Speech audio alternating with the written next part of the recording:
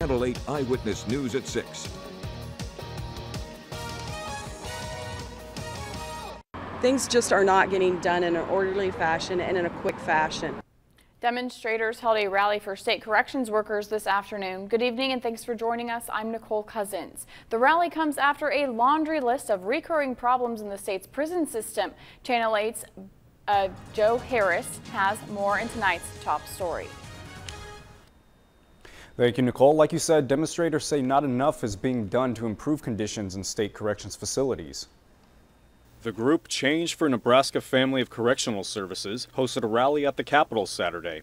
The inmate body count right now under Frakes' leadership is 5. It's just a matter of time before the staff body count begins, and that's what we want to avoid. Sharon Waters is a former corrections worker. She says Corrections Director Scott Frakes is ignoring staff safety. Nebraska's prisons are overcrowded and understaffed, and she says those conditions lead to more assaults and violent incidents at high-security prisons like Tecumseh.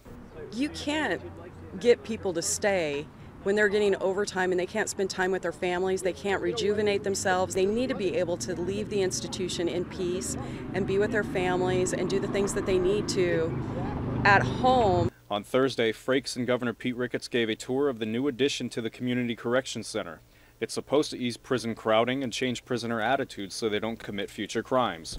So now we have an opportunity to do something that puts us one step closer to helping people make a smooth transition from restrictive, higher security to less restrictive, to community transition, to parole. But Fraternal Order of Police Attorney Gary Young says in order for such a facility to work, they need proper staffing to ensure the safety of staff and prisoners. He says that's tough to do when they don't pay competitively. A young person is looking at starting a career in law enforcement and in corrections, they can immediately go and work in county facilities all over the state where there are locations of state prisons as well, and immediately make more, and in 5 years make a lot more than any employee in the state prison system.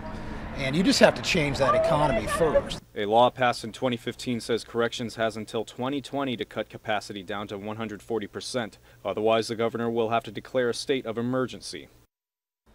We did reach out to the Department of Corrections for a comment on today's rally.